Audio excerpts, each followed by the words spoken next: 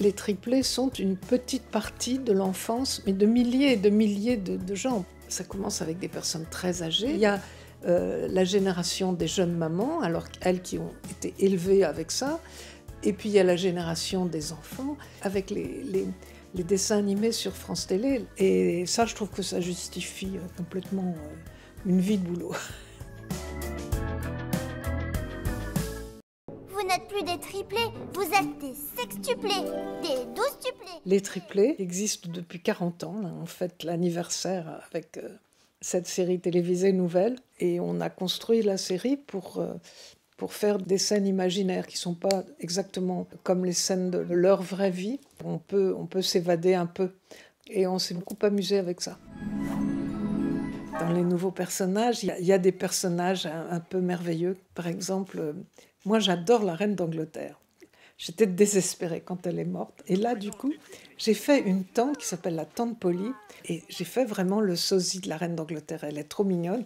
Et c'est elle qui leur apprend, enfin avec lesquels il faut vraiment qu'ils se tiennent bien, qu'ils apprennent les bonnes manières et tout. Merci tante Polly pour ce délicieux pudding, même s'il n'était pas bon du tout.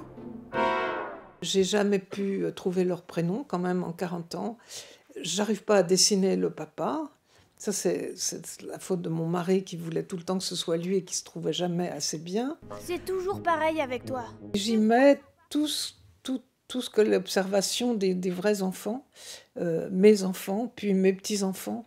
J'y mets tout ce qui me fait rire, tout ce qui m'émeut. Et puis les lecteurs ou les spectateurs qui m'écrivent plein de mots d'enfants, plein de photos, plein de dessins. Il y a des familles particulièrement gaguesques. Mais taisez-vous les enfants!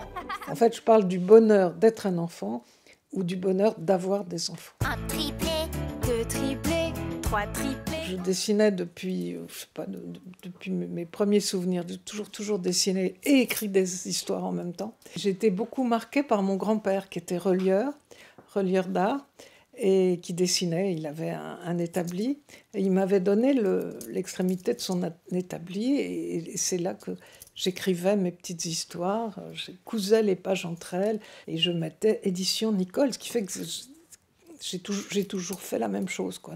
Je vous expliquerai tout ce qu'il faut faire et je sais que vous y arriverez. Et grand-père aussi sera fier de vous. Et j'ai toujours eu ce sentiment que parler des enfants, c'était vraiment pour ça que j'étais faite, en fait.